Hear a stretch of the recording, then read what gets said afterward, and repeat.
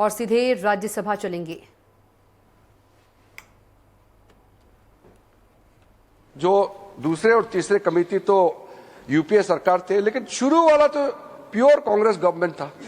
तो मैं मुख्य रूप से कांग्रेस पार्टी को और उसके जो सहयोगी दल है, मैं अपील करना चाहता हूं कि आज जो बड़ा कदम माननीय प्रधानमंत्री जी के नेतृत्व में हमने ये 2025 का वक्फ संशोधन बिल लेके आया है, तो आपका ही सोच विचार को आप जो पूरा नहीं कर पाया, उसको पूरा करने का हिम्मत नरेंद्र मोदी जी सरकार ने लेके आया है, तो आप जरूर समर्थन करना चाहिए। आदरणीय अध्यक्ष महोदय जी, कई लोगों का हमने स्टेटमेंट सुना है, टेलीविजन में भी और कल दूसरे सदन में भी।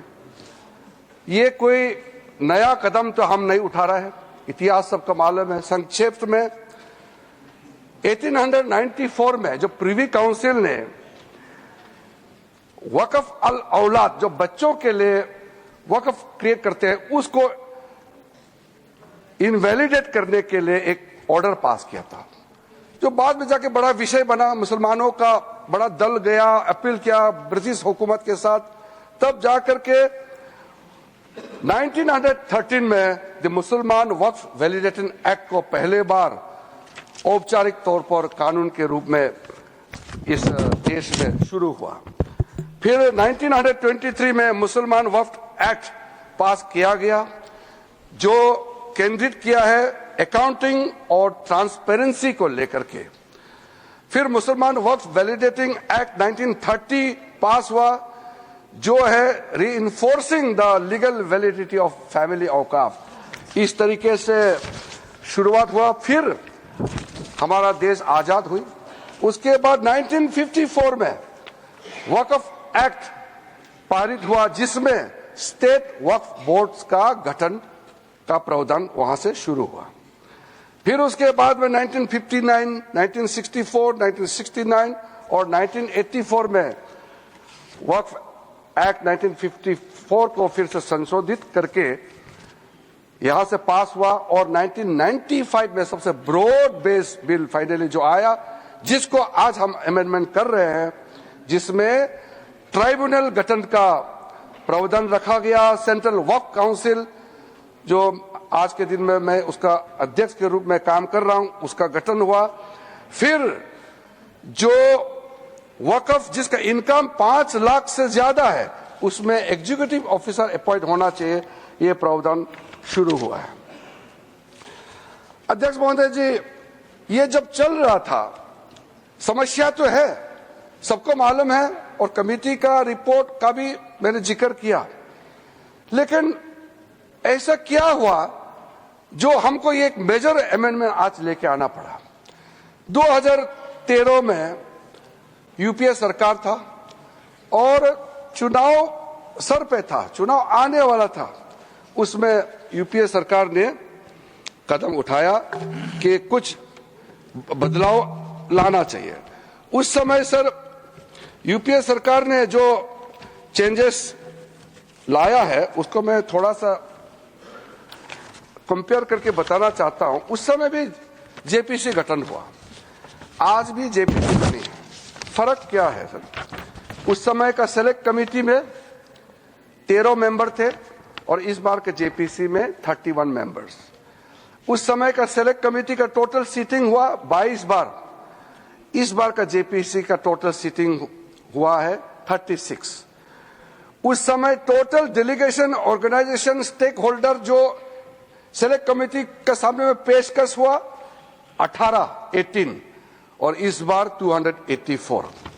उस समय 14 राज्य और केंद्र शासित प्रदेशों से चर्चा हुई, इस बार 25 state board, state government, 5 minority commission और कई विधायक एमपी, तो उसका हिसाब ही नहीं है।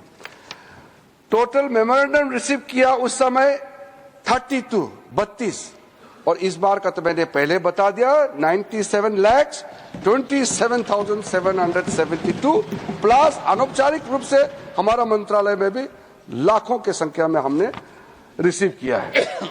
उस समय का सेलेक्ट कमेटी कहां विजिट किया? ले, जम्मू, श्रीनगर, उस समय ये तीनों एक ही स्टेट था।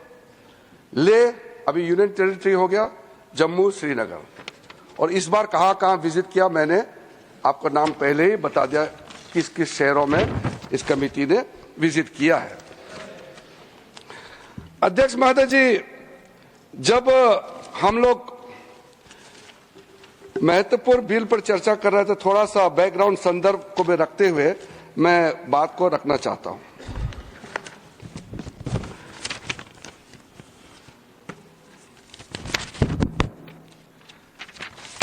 अध्यक्ष महोदय जी, यहां कहा गया है कि हम जो कदम उठा रहे हैं मुसलमानों को नुकसान होगा। कई लोगों ने कहा यह अनकॉन्स्टिट्यूशनल है, गैर कानूनी है और मुसलमानों का हक छीना जा रहा है। अलग अलग तरीके से लोगों ने अपना बात को रखा है। ठीक है, बात रखने का अधिकार है, लेकिन मैं बहुत ही साफ साफ तरीके से ये सारे जो आरोप लगाए हैं उसको मैं खारिज करना चाहता हूं। सर, सबसे पहले ये जो वक्फ प्रॉपर्टी होता है, इसका मैनेजमेंट, इसका क्रिएशन और इसका बेनिफिशियरी ये नॉन मुस्लिम के अलावा कोई और हो, किसी के पास हो ही नहीं सकता है। मुस्लिम के पास ही रहेगा, कोई नॉन मुस्लिम इसमें हस्तक्षेप नहीं कर सकता है। जो वाकिफ होता है वो एक मुसलमान ही होता है, और जो औकाफ बन जाता है वो प्रॉपर्टी क्रिएट हो जाता है, उसको मैनेजमेंट कौन करता है? मुतावाली, वो भी मुसलमान ही होना पड़ता है। और किसके लिए वक्फ क्रिएट करता है? 3 पर्पस के लिए, धार्मिक रिलीजियस पर्पस, अच्छा काम के लिए, पायस भगवान के नाम में, अल्लाह के नाम में, और चैरिटेबल भला के लिए, बच्चों के लिए, महिलाओं के लिए, गरीबों के लिए, तो वो मुस्लिम ही होगा। तो यहां यह सवाल ही नहीं उठता है कि नॉन मुस्लिम, मुस्लिम धार्मिक भावना और धार्मिक व्यवस्था या वे किसी भी तरीके से मुस्लिम प्रॉपर्टी में, मैनेजमेंट में नॉन मुस्लिम हस्तक्षेप कर रहा है, यह सवाल ही नहीं उठता है। तो इसलिए मैं बहुत क्लियर करना चाहता हूं, ताकि हमारा जब डिबेट का जब सिलसिला शुरू होगा तो सुझाव हमको चाहिए कि वक्फ मैनेजमेंट में, प्रॉपर्टी मैनेजमेंट में, वक्फ बोर्ड को और ताकत बनाने में क्या क्या और काम करना चाहिए, ये सुझाव हमारे माननीय सदस्यों से मिल सके। जो इंसान, जो मुसलमान अपना प्रॉपर्टी को ट्रस्ट के माध्यम से अगर चलाना चाहता है वो चला सकता है, उसके लिए कोई बंधन नहीं है। वक्फ एक्ट के अंदर में ये पूरा छूट दिया गया है। अगर आप वक्फ बोर्ड के माध्यम से चलाना चाहते हैं, आपको पूरा इसके लिए इजाजत है। तो चैरिटी कमिश्नर जितना ट्रस्ट प्रॉपर्टीज को देखते हैं, निगरानी करते हैं, व्यवस्था को चेक करता है, उसी प्रकार से वक्फ बोर्ड जो है वक्फ प्रॉपर्टी को सही तरीके से चला रहा है कि नहीं, ये निगरानी करने के लिए वक्फ बोर्ड बनाया गया है। वो वक्फ प्रॉपर्टी को चलाने के लिए नहीं है। इसलिए ये बात को हम बहुत ही अच्छे तरीके से अगर समझ लेंगे तो बाद में हमारा चर्चा का स्तर भी वो ज्यादा अच्छा रहेगा।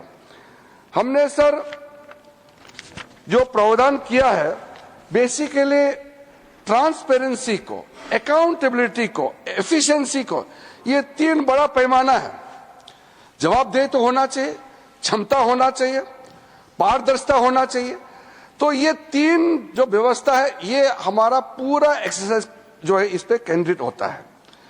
आर्टिकल 25, 26, 30 का हवाला देकर के कई बार लोगों ने हमारा खिलाफ, इस बिल का खिलाफ, इस प्रस्तावना के खिलाफ में लोगों ने कहना शुरू किया है। तो मैं आज जरूर इसका जवाब देना चाहता हूं कि हम किसी का धार्मिक भावना को चोट पहुंचाने के लिए नहीं है।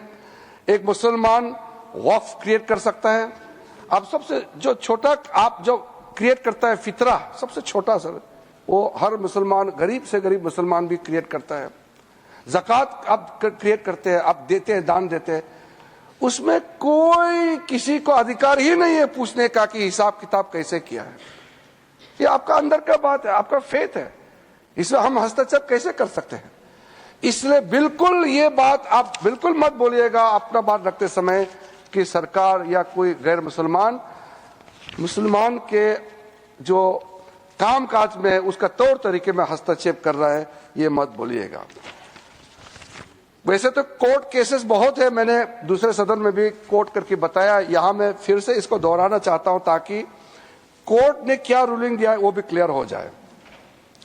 सैयद फजल पुकाया तंगाल वर्सेस यूनियन ऑफ इंडिया में केरला हाईकोर्ट ने जो ऑब्जर्वेशन और ऑर्डर पास किया उसमें कहा गया है, high court, the Waqf board is a statutory body, pure and simple, it is not a representative body of the Muslim community. Waqf property है, इसलिए कोर्ट का जजमेंट बहुत साफ साफ हमारे सामने में दिखाई देता है। इलाहाबाद हाई कोर्ट का जजमेंट है Hafiz Mohammad Zafar Ahmad versus UP central Sunni board of waqf. क्या कहा गया है उसमें? हाई कोर्ट, ए मुतावाली's right is purely a right of management of the property and is not a proprietary right.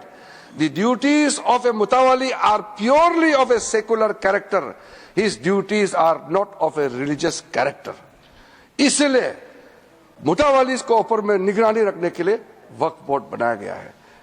Tilkayat Shri Govindlalji Maharaj versus state of Rajasthan, उसमें कहा गया है, मैं कोट करता हूं, right to manage the properties of the temple is purely a secular matter and cannot be regarded as a religious practice. Property का management के बारे में इतना क्लियर कोर्ट ने कहा है, कई केसेस है, मैं बहुत कम आपके सामने में साइट कर रहा हूं। अब मैं 2013 के बारे में आपको बताया, अब उसको थोड़ा सा अंदर घुस के आपको बताऊंगा और आपको भी सुन करके लगेगा कि आज कितना जरूरी था आज जो संशोधन बिल लेकर के हम यहां आया है। 2013 में ये जो कमेटी वगैरह जब बनाया, 5 मार्च 2014 में कमेटी 13 में गठन हुआ और पारित हुआ दोनों सदनों में। फिर 2014 5 मार्च को, यानी कि 25 दिन पहले इलेक्शन एकदम नोटिफाई होकर के कोड ऑफ कंडक्ट लगने ही वाला है, तब हनन फनन में उस समय का यूपीए सरकार ने देश का राजधानी दिल्ली के अंदर में सबसे प्राइम प्रॉपर्टी 123 प्राइम प्रॉपर्टी को डी नोटिफाई करके दिल्ली वक्फ बोर्ड को सौंप दिया है। ये प्रॉपर्टी किस मिनिस्ट्री में आता था? Housing and urban affairs ministry का अंदर में आता है। तो आप सोच के देखिए, 1970 से केस चल रहा था और पेंडिंग है, कोर्ट को निर्णय करने दीजिए, वो पेंडिंग है। और ये सीजीओ कॉम्प्लेक्स वगैरह आप नाम सुनेंगे, लिस्ट बाद में मैं दे दूंगा। ऐसा प्राइम प्रॉपर्टी 123 प्रॉपर्टी को सीधा सीधा एक झटके में आपने हैंडओवर कर दिया। उसके बाद 2013 अमेंडमेंट में आपने क्या कहा? कोई भी आदमी वक्फ क्रिएट कर सकता है। वक्फ क्रिएट करना, जो मैंने बताया, चैरिटेबल रिलीजियस पायस पर्पस के लिए एक मुसलमान अल्लाह के नाम में क्रिएट करता है। अब उसको बदल करके यूपीए सरकार ने यह कह दिया कि कोई भी आदमी वक्फ क्रिएट कर सकता है।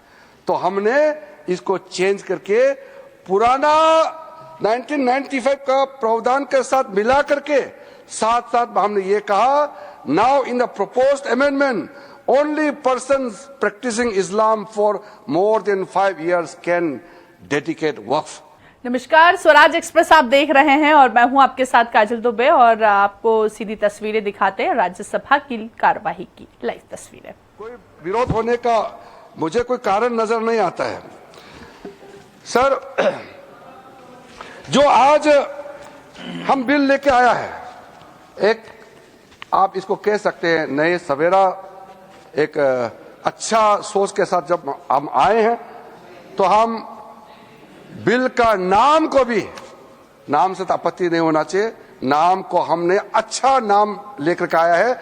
अब ये नया बिल का नाम होगा, इस एक्ट का नाम हो जाएगा उम्मीद। सर, उम्मीद नाम, अब उम्मीद से तो आपका कोई एतराज तो नहीं होना चाहिए। अब उम्मीद रखने का पीछे कारण है unified Waqf management empowerment efficiency and development. अब सर इसमें यूनिफाइड हम कहां से शुरू किया? पूरा जो व्यवस्था है उसको हमने यूनिफाई किया है।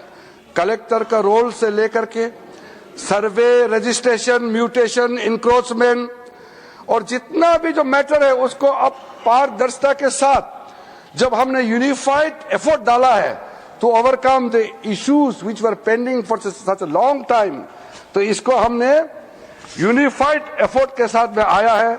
और एम्पावरमेंट का जब बात होते हैं तो डाइवर्स सोशल ग्रुप जिसको मैंने जिक्र किया है, चाहे वो सुन्नी हो, चाहे शिया हो, चाहे वो आगा खानीस हो, पसमानदा मुस्लिम हो, बैकवर्ड मुस्लिम्स का कोई भी डेफिनेशन में आप देख लीजिए, वुमेन हो और बाकी कोई भी हो, हम चाहते हैं कि सबको डिसीजन मेकिंग का बॉडी में जगह मिलना चाहिए, इसलिए सबको एम्पावरमेंट कर रहे हैं। एफिशिएंसी को हम इंक्रीज करने के लिए टेक्नोलॉजी का इस्तेमाल करने का भरपूर इसमें प्रावधान किया गया है। अब सेंट्रलाइज्ड डेटाबेस होगा, डिजिटल पोर्टल होगा जो हमारा मंत्रालय में होगा, जो सारा स्टेट बोर्ड के साथ में लिंक होगा, लाइव होगा। वक्फ प्रॉपर्टी का कंटिन्यूअसली रजिस्ट्रेशन, ट्रैकिंग, कंप्लायंस, पूरा मैनुअल अगर गड़बड़ होता है उसका भी ट्रैकिंग करने के लिए, ब्यूरोक्रेटिक डिले हो रहा है, किसके टेबल में डिले हो रहा है उसका भी जांच करने के लिए पूरा व्यवस्था करके हमने एफिशिएंसी को टारगेट दिया है। और आखिर में डेवलपमेंट, जो मैंने आपको बताया कितना करोड़ हम इनकम जनरेट कर सकते हैं, इसलिए जो development of the Waqf property को मैं बहुत महत्वपूर्ण मानता हूं। मैंने कल भी इस बात को बताया है कि दुनिया का सबसे ज्यादा वक्फ प्रॉपर्टी हिंदुस्तान में है। और कई लोगों ने कहा कि डिफेंस, रेलवेज के बाद तीसरा डेटा बैंक देखा जाएगा तो वक्फ प्रॉपर्टी, जो लैंड प्रॉपर्टी जो है वक्फ बोर्ड के पास है। मैं उसको थोड़ा संशोधित करके बताना चाहता हूं, ये तीसरा नहीं है, दुनिया का सबसे ज्यादा लैंड प्रॉपर्टी नंबर 1 वक्फ बोर्ड के पास है हिंदुस्तान में, ये थर्ड नहीं है। क्योंकि डिफेंस और रेलवे को आप प्राइवेट प्रॉपर्टी के हिसाब से आप इसको गिनती नहीं कर सकता है, ये देश का प्रॉपर्टी है। इसलिए जब इतना प्रॉपर्टी हमारा देश में है, इसमें किसी को आपत्ति नहीं होना चाहिए, लेकिन आपत्ति तब होता है जब दुनिया का सबसे ज्यादा प्रॉपर्टी मुसलमानों के नाम में वक्फ प्रॉपर्टी हमारा देश में है और करोड़ों जो हमारे बहनाई हैं, गरीब मुसलमान हैं, उसको कोई फायदा नहीं मिल रहा है इतना प्रॉपर्टी। तो ये प्रॉपर्टी किस काम का? करोड़ों का प्रॉपर्टी कोई, मैं तो देखा हूं, मैं ये मंत्रालय संभालने का बाद भी और पहले भी कई वक्त प्रॉपर्टी है या संस्थाएं हैं बाहर में, बहुत गरीब अवस्था में भीख मांगने वाला भी मैंने देखा है। क्यों काम नहीं आ रहा है? अगर सही तरीके से वक्त प्रॉपर्टी को हम डेवलप करेंगे तो मैं कह सकता हूं अगले 3-4 साल के अंदर में करोड़ों गरीब मुसलमानों का जिंदगी आबाद हो जाएगा। थोड़ा सा अगर आप योगदान करेंगे, सब मिलकर के हम काम करेंगे तो क्यों नहीं कर सकते हैं। इसी मंशा के साथ हम यहां आज इस सदन में आए हैं। हमारा टारगेट जो है बहुत ही क्लियर है। 2013 में दूसरा प्रावधान जो चेंज किया था उसको हम लोगों ने क्या बदलाव किया है वो आप भी हमारा समर्थन करेंगे।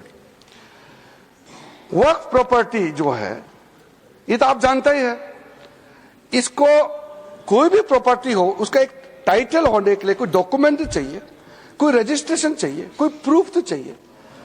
अगर वक्फ बाय यूजर के नाम में अगर हम वर्बली कह देंगे कि इतने साल पहले, 500 साल पहले हमारा बाप दादा या फलाना फलाना ने ऐसा किया था, ये जमीन ये हमारा वक्फ जमीन है, तो ठीक आप क्लेम कीजिए, मगर कुछ तो दिखाना पड़ेगा सर, कुछ डॉक्यूमेंट होना पड़ेगा। तो वक्फ बाय यूजर ये जो हमने ऐसे आप आर्बिट्ररी नहीं कर सकता है। साथ साथ सेक्शन 40 में वक्फ बोर्ड किसी भी जमीन को अगर क्लेम करता है तो सीधा सीधा वक्फ बोर्ड डिक्लेयर किया जाता था, उसको हमने हटा दिया है। ये बहुत जरूरी था। अदरवाइज इसके बाद अगर आप 2013 में कितना वक्फ प्रॉपर्टी था, आज 2025 में कितना वक्फ प्रॉपर्टी का संख्या में जंप हो गया, तब आप पता चलेगा कि ये सेक्शन का कितना इसका दुरुपयोग किया गया है। लेकिन साथ साथ में हम लोग ने संरक्षण भी दिया है कि वक्फ बाय यूजर में जो वक्फ प्रॉपर्टी ऑलरेडी रजिस्टर्ड है, जो सेटल्ड केस है, हम उसको रेट्रोस्पेक्टिव जाकर के उसको हम छेड़छाड़ नहीं करेंगे। ये प्रोस्पेक्टिव इफेक्ट होगा। हाँ, अगर कोई डिस्प्यूटेड है, कोर्ट में पेंडिंग है, बातचीत चल रहा है, डिस्प्यूटेड है, तो जाहिर सी बात है सर कि कोर्ट का अधिकार को तो हम यहां खत्म नहीं कर सकता है। तो इसीलिए unless the property is disputed, all those land, those property, work property which are registered, which has a proper documentation, they will remain so, और इसका अधिकार राज्य सरकारों का है। Land is a state subject, तो भारत सरकार, केंद्र सरकार तो कुछ कर नहीं सकता है, वो राज्य सरकार को ही अथॉरिटी दिया है। अब महिलाओं का अधिकार को लेकर के, बच्चों का अधिकार को लेकर के सब कहते हैं। मैंने कहा कि वक्फ औलाद का इतिहास बहुत पुराना है। राइट ऑफ इनहेरिटेंस का आप अलग अलग तरीके से इंटरप्रिटेशन भी करते आए हैं। तो हमने ये सुनिश्चित किया है कि जो विडोज है, जो डिवोर्स वुमेन है, ऑर्फन है, जो यतीम बच्चे हैं, उनके लिए संरक्षण तो होना चाहिए। माननीय सभापति महोदय, तो हमने ये प्रावधान किया है कि जो प्रॉपर्टी मेरा है, अगर मैं एक मुसलमान हूं, मैं वक्फ क्रिएट करना चाहता हूं, लेकिन मैं उसी प्रॉपर्टी को ही वक्फ कर सकता हूं जो मेरा अधिकार है। साथ साथ उस प्रॉपर्टी में जो महिला का अधिकार है उसको मैं छेड़छाड़ नहीं कर सकता हूं। महिला का अधिकार को सुरक्षित रख करके ही मैं अपना मर्जी से मेरा जो अधिकार है उसको हम वक्फ क्रिएट कर सकता है, ताकि कोई महिला ऐसा ना हो कि परिवार में इतना प्रॉपर्टी है लेकिन उसको कोई उसका अधिकार ही ना हो। तो ये सुनिश्चित करना बहुत जरूरी है। इस 21वीं सदी में इतना प्रोग्रेसिव थिंकिंग तो सबको ही होगा। मैं आपको नहीं कह रहा हूं कि आपका ऐसा सोच नहीं है, हम लोग सब एक समानता सोच के साथ आगे बढ़ रहे हैं। 2 मेजर अमेंडमेंट हम जो लेके आया है उसमें भी मैं मानता हूं आप समर्थन करेंगे।